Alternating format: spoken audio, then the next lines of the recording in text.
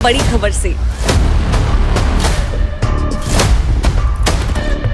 छोटे शहर की बड़ी कहानियां। हमने वो देखा जो अनकहा है। अब खबर आपकी उंगलियों पर। खबरों से परे,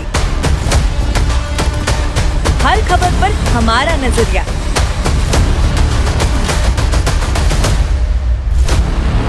इंडिया टाउन न्यूज, भारत की बात।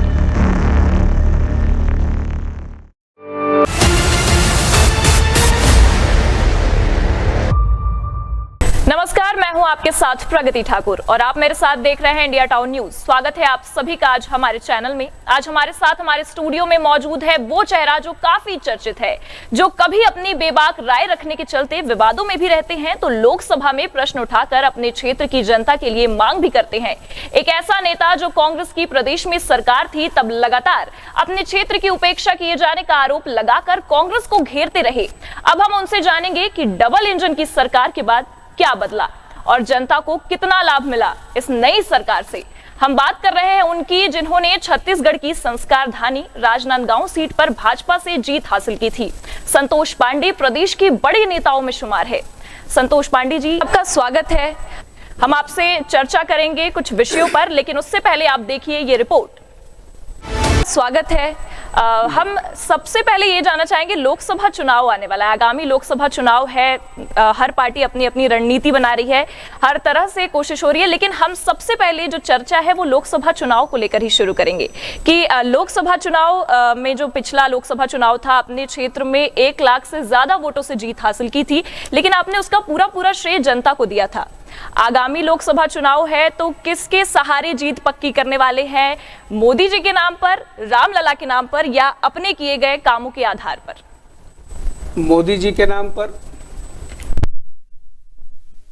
क्षेत्र में जो कार्य हुए हैं उस काम के आधार पर, और अंत में तो जो पार लगाने वाले हैं और सब प्रकार से जिसका आधार लेकर, जिसका नाम लेकर ये दुनिया पार लगती है, वो राम जी तो है ही है। और राम जी भारतीय जनता पार्टी के लिए कोई इसी चुनाव से है ऐसा तो है नहीं। जब से जनसंघ की स्थापना हुई है, और मैं ये कहूँ कि जनसंघ की स्थापना के बाद ऐसे हमारे एजेंडे में 2-3 ऐसे विषय थे। एक, हम सब जानते हैं कि कश्मीर हमारा है। हमारा नारा शुरू से रहा, एक देश में 2 विधान, एक देश में 2 प्रधान, एक देश में 2 निशान जी नहीं रहेगी। और उसी मुद्दे को लेकर हम लड़ते चले आए। भारतीय जनता पार्टी तक 1951 से लेकर के आज 2024 चल रहा है। यदि किसी ने उसको हल किया तो भाजपा ने ही हल किया। बिल्कुल सांसद जी, हम इस मुद्दे पर बात करेंगे क्योंकि आपने बताया कि मोदी जी के नाम पर, अपने कामों के आधार पर और रामलला के नाम, तीनों के आधार पर आप आगामी लोकसभा चुनाव में उतरने वाले हैं और अपनी जीत की जो सहारे हैं उसको लेने वाले हैं। लेकिन जो विपक्ष है वो लगातार आरोप भी लगा रही है, आरोप प्रत्यारोप का दौर भी चल रहा है, और विपक्ष का जो मुख्य आरोप है वो आप पर और जो वर्तमान विधानसभा अध्यक्ष है रमन सिंह, डॉक्टर रमन सिंह, उन पर लगाया जा रहा है। जो मोतीपुर रेलवे क्रॉसिंग है हम उसकी बात करेंगे। जनता इसे दोबारा बहाल करने की मांग कर रही है और कांग्रेस भी हमेशा जो प्रभावित लोग हैं उनकी मांग को जायज बता रही है, लेकिन विपक्ष का ये आरोप लग रहा है कि इसमें सांसद जी और डॉक्टर रमन सिंह की निष्क्रियता है। तो इस पर क्या ये आगे आने वाली लोकसभा चुनाव के लिए रणनीति बनने वाला है, या आगे चलकर ये कोई मुद्दा बनेगा?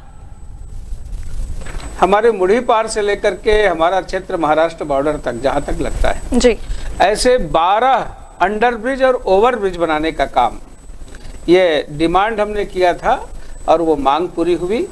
इसके लिए मैं रेल मंत्री सम्माननीय पूर्व के पीयूष गोयल और वर्तमान में अश्विनी वैष्णव जी को मैं धन्यवाद देता हूँ। और आपने कही मोतीपुर वाली बात, जी बिल्कुल, मोतीपुर के लिए मैंने मांग रखा है और चर्चा में है। डीआरएम से मेरी बात हुई है। जिस प्रकार से हम स्टेशन अपना कहें गौरी नगर और स्टेशन पारा के लिए जो अंडरब्रिज बन रहा है, ये कब से इसकी डिमांड की जा रही थी। आधा आधा घंटे इसमें क्रॉसिंग पे यातायात अवरुद्ध होता था, किंतु आज जनता खुश है। गौरी नगर की, स्टेशन पारा की, और सब मैं ये कहूँ कि भाजपा सरकार की बड़ाई ही करते नजर आते हैं।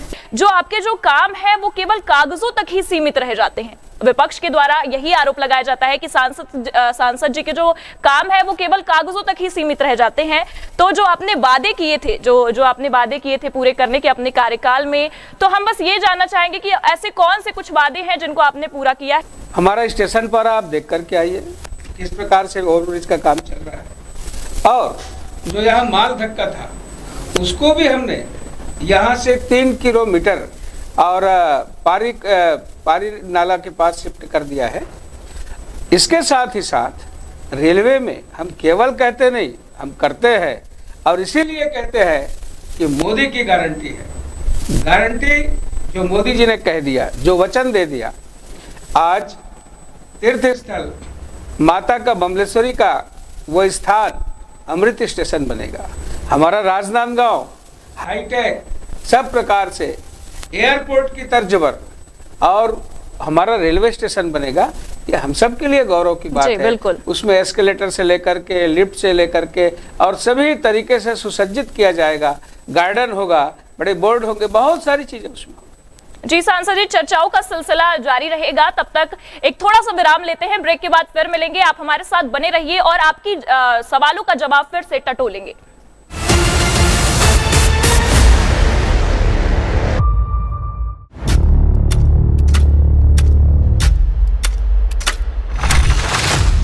राजनीति की शतरंज,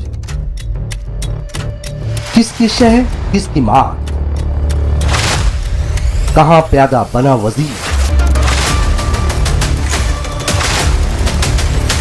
देखिए मेरे साथ टाउन पॉलिटिक्स, रात 8 बजे।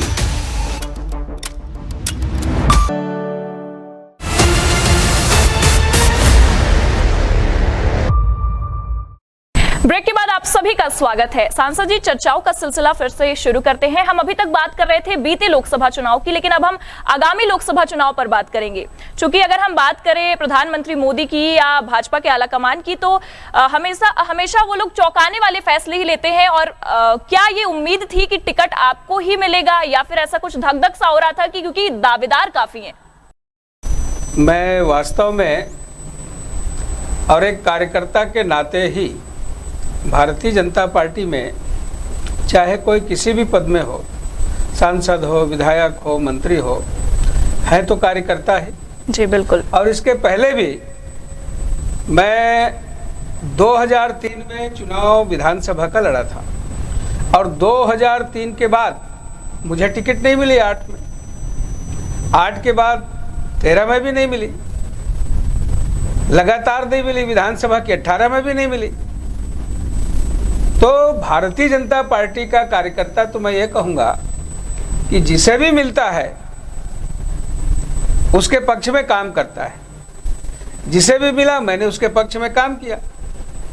आज मुझे मिला है, पूरी पार्टी एक मत से मेरे पक्ष में काम करने वाली है, और इसके लिए मैं क्षेत्र की जनता को बहुत ही धन्यवाद दूंगा, जिन्होंने मुझे बहुत प्रोत्साहित किया। जैसा कि अगर हम बात करें लिस्ट की ही, तो पहली लिस्ट आ चुकी है जिसमें ऐसा कहा जा रहा है कि मोदी जी के फेवरेट्स जो है उनका लिस्ट में नाम शामिल है, और उसमें आपका भी नाम शामिल है।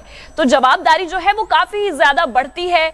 तो किस तरह से आप इसको ले रहे हैं, किस तरह से जिम्मेदारियां बढ़ी हैं, और कितनी बड़ी जिम्मेदारी आप समझ रहे हैं इसको? 11 सीट में और 2 नाम आना, इसके लिए मैं सौभाग्यशाली हूँ, और जितना कृतज्ञता आभार उनके प्रति किया जाए वो कम है, किंतु ये जनता का ही है आशीर्वाद। और इसके लिए मेरे और भी जितने भी संगठन के लोग हैं जिन्होंने मुझे गाइड किया, मैं सब उनके प्रति ही आभार व्यक्त करता हूँ। जी सांसद जी, अगला सवाल हमारा रहेगा कि आपने कहा था कि आपकी प्राथमिकता है जल की समस्या से निजात दिलाना लोगों को, लेकिन अगर हम बात करें तो प्रधानमंत्री नरेंद्र मोदी की जो महत्वाकांक्षी योजना है जल जीवन मिशन, ये अभी तक पूरी नहीं हो सकी है। बहुत से गांव ऐसे हैं जो अभी भी प्यासे हैं। जल जीवन मिशन के काम को भी अवरुद्ध करने का जो प्रयास किया गया, ये भूपेश सरकार ने किया, कांग्रेस पार्टी ने, कांग्रेस की सरकार ने किया। और केवल जल जीवन मिशन का ही नहीं, चाहे वो आयुष्मान कार्ड हो, चाहे वो आवास योजना हो, प्रधानमंत्री आवास योजना, सबको रोकने का काम, उसके किस्त को बंद करने का काम, ये सब भूपेश जी ने अवरोध पैदा किया। ऐसा कहा गया है कि मुखिया मुख सो चाहिए, खान पान को एक, पालय पोषय सकल अंग तुलसी सहित विवेक। किंतु ये मुखिया तो ये सौतेला व्यवहार करने वाला निकला। मैं भूपेश बघेल से पूछना चाहता हूं कि आखिर भूपेश बघेल जी, आप किस मुंह से राजनांदगांव यहां चुनाव लड़ने के लिए आए हैं? मैं आपसे पूछना चाहता हूं, सेतु निगम का ऑफिस, एडीबी का ऑफिस, सबको उठा करके दुर्ग ले गए। आगामी लोकसभा चुनाव भी आने वाला है सांसद जी, लेकिन जो आपका जो कार्यकाल रहा उसमें कुछ क्षेत्र में अगर कुछ काम बच गए हों जिसका अफसोस हो कि उसको वो काम आपको आगे जाके करना है, और मुख्य तौर पर हम ये जानना चाहेंगे कि क्षेत्र के विकास, रोजगार, उसको लेकर के क्या कुछ इरादे हैं? क्या कोई कारखाना या फिर कुछ और जो रोजगार के लिए उपयोगी हो? तो मैं तो ये कहूँगा कि मैं जो काम जितना चाहता था उससे ज़्यादा काम हुआ है। मैं माननीय गडकरी जी के पास 2 सड़क के लिए गया था, उन्होंने कहा कि 4 सड़क ले जाओ, और भी तुम्हारी कोई बात हो तो बताओ। और ये इसकी चर्चा उन्होंने रायपुर के मेडिकल कॉलेज में, और यहाँ के मुख्यमंत्री और सारे पूरी भीड़ थी उसके सामने, उन्होंने कहा कि राजनांदगांव का सांसद ऐसा सांसद है जो मेरे पीछे पड़ा रहता है हमेशा मेरे से, और मैंने उनको कह दिया है कि मैं उनको डबल काम दूंगा। वो उन्होंने मुझे दिया। रेलवे में भी अनेक काम हुए। आज डोंगरगढ़ से लेकर के कटघोरा तक जो रेलवे जो लाइन बनने वाली है, जिसमें लोहारा, गंडई, खैरागढ़, कवर्धा, मुंगेली होते हुए जाएगी, ये हमारे लिए लाइफ लाइन होगी। ऐसे अनेक काम हुए हैं।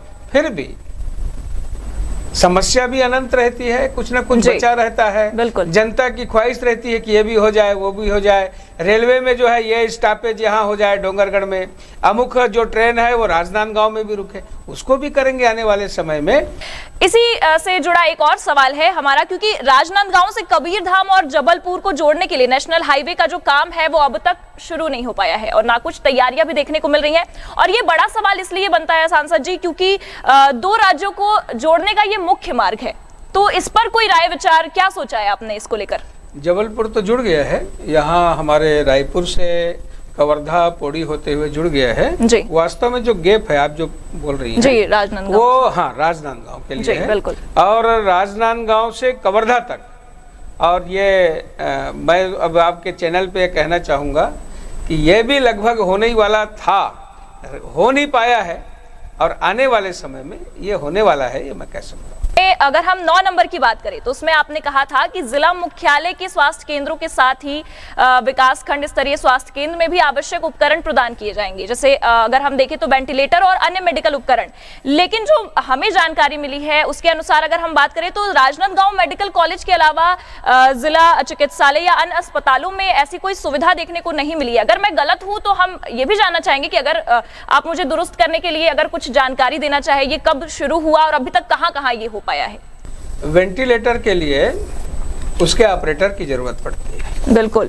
और ये तो कोरोना काल में भी यहाँ वेंटिलेटर था, और एक वेंटिलेटर मैंने डोंगरगढ़ में दिलवाया, किंतु वो लंबे समय तक चालू इसलिए नहीं हो पाया कि वहाँ ऑपरेटर नहीं, और इसीलिए मैंने वो नहीं कहा था कि ये उपकरण हम देंगे। हाँ, जो प्राथमिक सुविधा होनी चाहिए वो सब प्रकार की सुविधा वास्तव में प्राथमिक चिकित्सालयों में होनी चाहिए, ये बात है। तो अभी तक कहाँ उपलब्ध है? अभी 119 करोड़ रुपया स्वास्थ्य के लिए आया है।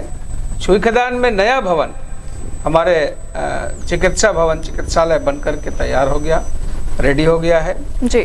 जितना स्वास्थ्य के क्षेत्र में काम हो, मैंने कहा ना कि कवर्धा में मेडिकल कॉलेज की स्थापना सबसे बड़ी बात है, और इसके अलावा सुदूर अंचलों में भी ऐसे गरीब, आदिवासी, बैगा, ये सब के लिए हमारी वैन भी चलती है। तो सब प्रकार से स्वास्थ्य के प्रति हमारी सरकार सचेत है। चौथी लाइन के लिए भी जो कार्य है वो आरंभ होने वाला है। क्षेत्र के अंतर्गत 2 स्टेशन राजनांदगांव और डोंगरगढ़ में अमृत स्टेशन योजना द्वितीय चरण में शामिल है, जिसमें रेलवे स्टेशन का जीर्णोद्धार होगा, आकर्षक प्रवेश द्वार बनेगा, रैंप तैयार होगा, लिफ्ट लगेगी और अन्य प्रकार के सौंदर्यीकरण होंगे। देखिए, तीसरी ट्रैक का होना ये सामान्य बात नहीं है, ये बड़ी बात है।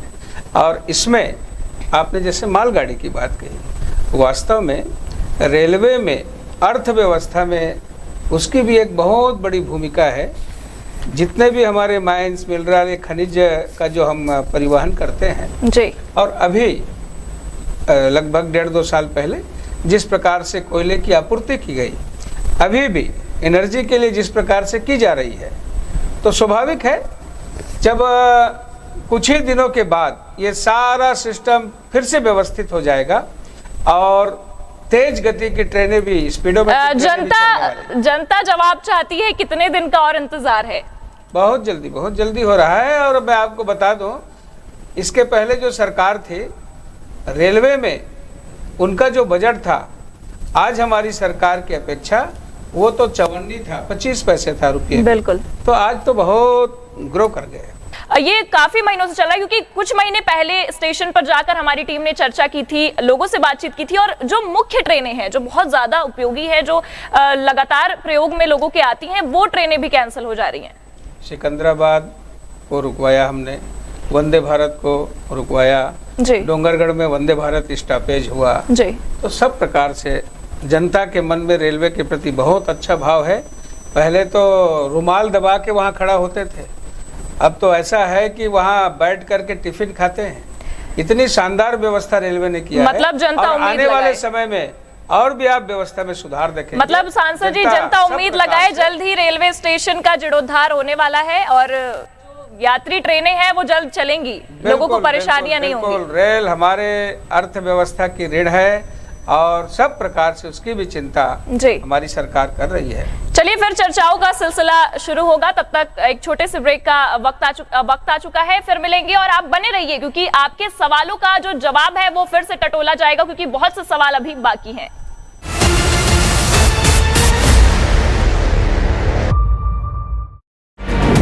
में दुर्ग और इस्पात नगरी भिलाई के समाचार। इंडिया टाउन न्यूज लेकर आ रहा है अपना खास बुलेटिन शाम 6 बजे। संस्कार धानी से बस्तर तक का सफर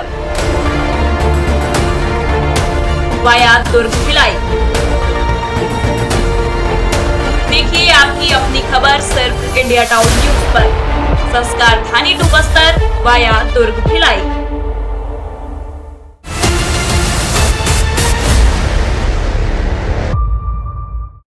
ब्रेक के बाद एक बार फिर आप सभी का स्वागत है। चर्चाओं का सिलसिला फिर से जारी करते हैं।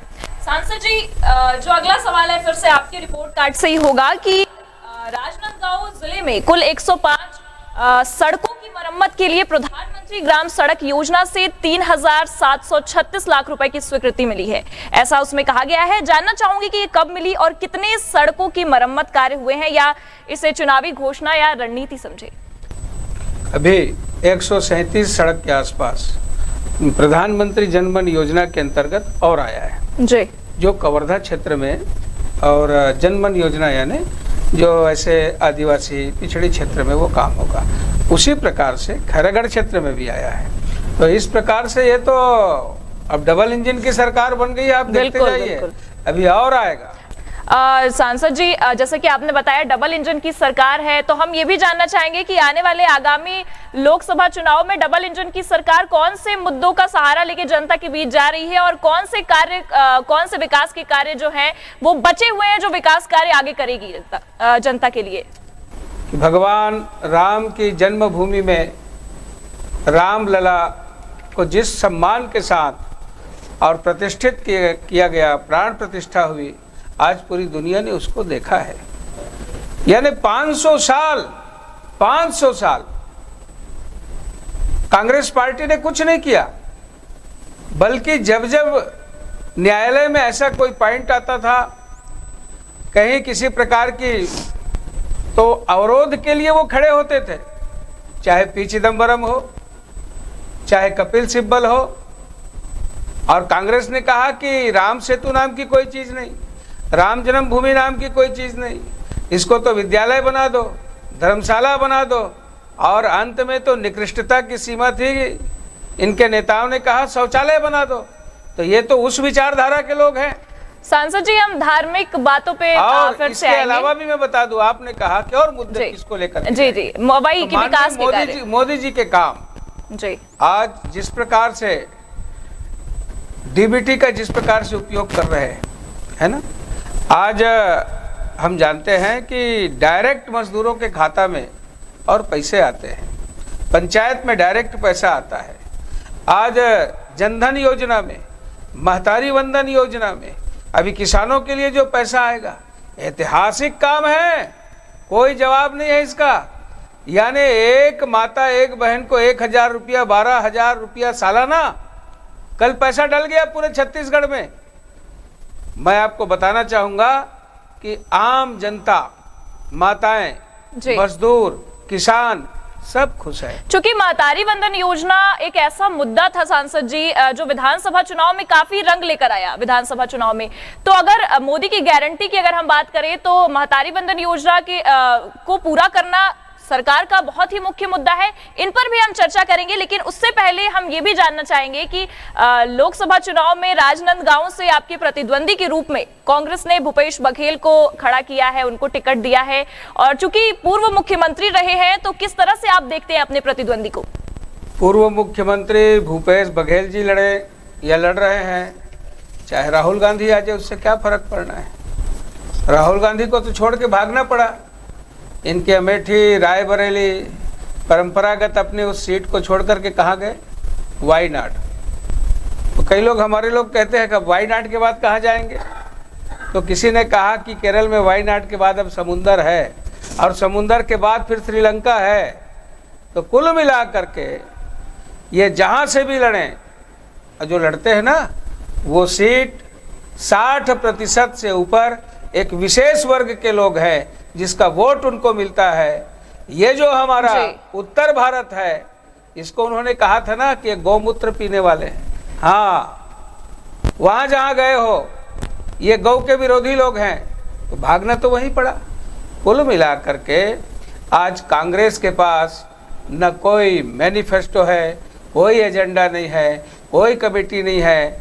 इंडी का आज, जिसको इंडिया इंडिया इंडी कहते थे, आज है कहाँ?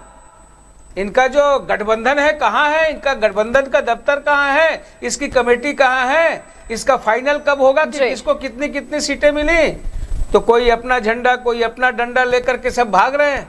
तो हिंदुस्तान की जनता जान चुकी है ये दहाई में। हम इंडिया अलायंस के बारे में भी बातचीत करेंगे सांसद जी। जैसे कि आपने कहा कि राहुल गांधी को जाना पड़ा, भारत जोड़ो न्याय यात्रा भी राहुल गांधी ने की, छत्तीसगढ़ में भी आना हुआ, तो उसको आप किस तरह से देखते हैं? क्योंकि अगर लोकसभा चुनाव आने वाला है तो रणनीति सभी पार्टियों ने बनाई है, सबकी अपनी अपनी रणनीति है। जैसे आप भाजपा की अपनी रणनीति है, डबल इंजन की सरकार है, जनता को उम्मीद भी है। लेकिन ये जानना चाहेंगे कि आप भारत जोड़ो न्याय यात्रा को किस तरह से देखते हैं, क्योंकि छत्तीसगढ़ में भी आना हुआ था भारत जोड़ो न्याय यात्रा का। वो जोड़ो यात्रा नहीं है, वो तोड़ो यात्रा है। वो जहाँ जहाँ रुके हैं, जो जो उनके साथ चले हैं, उनको उसके हिस्ट्री को खंगाल करके देखिए, वो तत्व कौन है, उनके साथ साथ पहले क्या क्या घटनाएं घटित हुई है। और तो उसके विषय में मैं ज़्यादा कहना नहीं चाहता और तवज्जो भी नहीं देता मैं तो ये कहूँगा कि सबसे फेल्योर जाते हैं विदेश, आकर के यात्रा शुरू करते हैं। जो बार बार फेल हो गया है उसको बार बार लॉन्चिंग करने की कोशिश करते हैं। मुख्य तौर पर आप कहना चाहेंगे कोई इसका फायदा नहीं दिखेगा? जी जी, इंडिया अलायंस को कोई फायदा नहीं है, और उसी का परिणाम है आज इनके जितने हैं। मैं इनके लोगों का नाम लेना चाहता, चाहे वो पश्चिम बंगाल के मुख्यमंत्री हो, चाहे दिल्ली के मुख्यमंत्री हो, और भी सब छोड़ करके अलग हो गए हैं। तो है ही कहाँ है? कुछ है ही नहीं है। मतलब इंडिया अलायंस की जो बात हो रही थी, जो गठबंधन की बात हो रही थी, अब वो टूटता हुआ नजर आ रहा है। चुनाव के पहले खत्म। यहाँ ओबीसी मतदाता ज्यादा हैं, तो ऐसे में चुनाव का ये जो फैक्टर है ये बदल सकता है क्या? ये काम करेगा ऐसी कुछ रणनीति अगर कांग्रेस की रही हो तो? क्या विधानसभा में मतदाता बदल गए थे क्या? विधानसभा में भी ओबीसी के थे, और जो मतदाता है वही है। किंतु भारतीय जनता पार्टी जीती। यहाँ के आदिवासियों ने भाजपा को वोट दिया, यहाँ के ओबीसी ने भाजपा को वोट दिया, यहाँ के जनजाति, अनुसूचित जाति सब ने भाजपा के प्रति अपना समर्थन और प्रेम को दिखाया है। आने वाले समय में भी राजनांदगांव में और पूरे छत्तीसगढ़ के 11 सीट में भारतीय जनता पार्टी को भारी जन समर्थन मिलेगा, 11 की 11 सीटें जीतेगी, इसमें कहीं किसी प्रकार का भ्रम और संदेह नहीं आएगी जनता के लिए, क्योंकि डबल इंजन की सरकार से उम्मीद जनता दिखाएगी। तभी तो विधानसभा चुनाव का ऐसे बदल गया सारा, जितना भी वो था कि कांग्रेस आएगी, लेकिन आ गई भाजपा, तो उम्मीद जनता को आपसे होगी, इसी वजह से भाजपा आई है। तो डबल इंजन की सरकार किस तरह से देखती है जनता को? केवल मैं तो ये कहूँगा कि पूरा विश्वास है आम जनता को। आज यदि किसी के ऊपर विश्वास है तो माननीय नरेंद्र मोदी के ऊपर है। एक ऐसा महापुरुष, एक ऐसा कर्मठ, एक ऐसा योगी जिन्होंने हमारे सभी श्रद्धा केंद्र के श्रद्धा के बिंदुओं को उन्होंने सम्मान दिया। ये विश्वास है जनता को, और यही विश्वास सबसे बड़ी विश्वास है। जनता को डबल इंजन की सरकार पे जो विश्वास है, उस पर डबल इंजन की सरकार खरी उतरेगी। बिल्कुल खरी उतरेगी, और हम हर क्षेत्र में आगे बढ़ रहे हैं। हर क्षेत्र में हम सब जानते हैं कि आज दक्षिणी ध्रुव में कोई नहीं पहुंच सका, किंतु माननीय मोदी जी के ही प्रयास से। आप कहेंगे कि वैज्ञानिक गए इसमें, मोदी जी का क्या? वैज्ञानिक तो बाकी समय भी थे, इंदिरा जी के समय, नेहरू जी के समय, पहले भी थे। किंतु दक्षिणी ध्रुव में जिस प्रकार से मोदी जी खिलाड़ियों को प्रोत्साहित करते हैं, जिस प्रकार से कोच को प्रोत्साहित करते हैं, जिस प्रकार से वैक्सीन के लिए वैज्ञानिकों को प्रोत्साहित किए, जिस प्रकार से दक्षिणी ध्रुव में ले जाने के लिए हमारे सारे महिला वैज्ञानिकों को, सभी वैज्ञानिकों को उन्होंने प्रोत्साहित किया कि हमारा देश फिर से विश्व गुरु बने, हमारा देश पूरी दुनिया में अग्रसर की भूमिका निभाए। G20 की बैठक यदि कहीं हो तो भारत को आकर के देखे कि कैसा ये विशाल भारत है। और इसीलिए उन्होंने कहा, अयम निजः परो वेति गणना लघु चेतसाम उदार चरिता नाम वसुधैव कुटुंबकम। ये पूरी वसुधा को, पूरी पृथ्वी को एक परिवार यदि कोई मानने का, तो मोदी जी ने शुरुआत। तो ये थे हमारे साथ राजनांदगांव के वर्तमान सांसद संतोष पांडे जी, जिनसे हमने आपके सवालों के जवाब को टटोला और सारी जानकारियां आप तक पहुंचाई। आगे भी आने वाले समय में ऐसे ही आपके सवालों के जवाब को इंडिया टाउन न्यूज टटोलता रहेगा और आप तक पहुंचाता रहेगा। तब तक बने रहिए इंडिया टाउन न्यूज के साथ और मुझे दीजिए इजाजत। नमस्कार।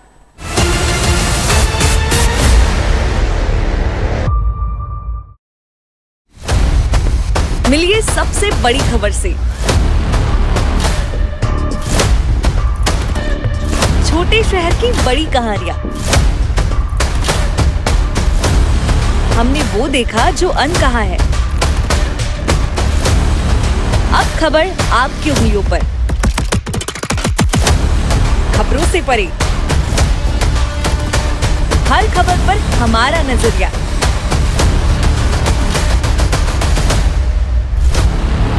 इंडिया टाउन न्यूज, भारत की बात।